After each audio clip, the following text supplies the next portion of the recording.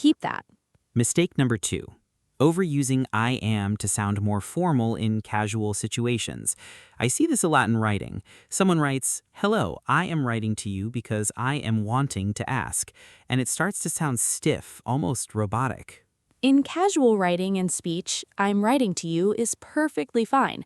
More than fine, actually. It sounds warm, human. I am wanting is actually not natural at all. I want is the right form there.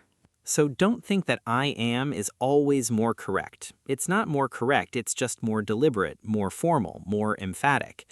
Use it when you mean it, not just because it sounds fancier. Mistake number 3, and this one is small but important. Forgetting that I am is the only option in short answers. We talked about this, but let's just do a quick contrast.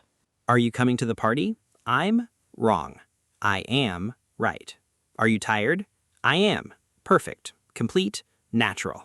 And no one dies because of these mistakes, okay? Making a mistake is not a crime. We say this every episode because we mean it every episode.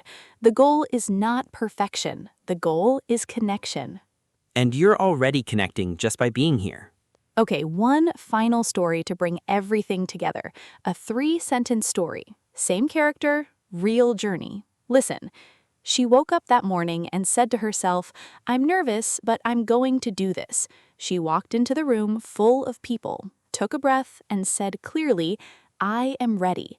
And when it was over and someone asked if she had enjoyed it, she smiled and said, "I am so glad I did it." I'm nervous, I am ready, I am glad. 3 moments, 3 versions of the same person. That's what these 2 tiny words can do. They're not just grammar. They're you, at different moments, in different states. Learning to use them is learning to express yourself fully, naturally, confidently. All right, beautiful people, let's wrap up. Today we talked about I'm versus I am. We talked about when to use each one, how they feel different, how they can change the meaning and the weight of what you say. No stress, real life. Here are your 3 takeaways. 1. I'm is your everyday, comfortable, casual voice. Use it freely. 2. I am is your strong, deliberate, emotional voice. Use it when you mean it.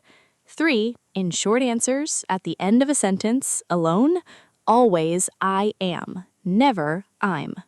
And your confident sentence for today, say it one more time before you close this episode. I am learning English, and I am proud of myself for it. Say that. Mean it, because it is true. If you enjoyed today's episode, please like it, subscribe, share it with a friend who is learning English, or maybe someone who is afraid to speak. Your share might be exactly what they needed today.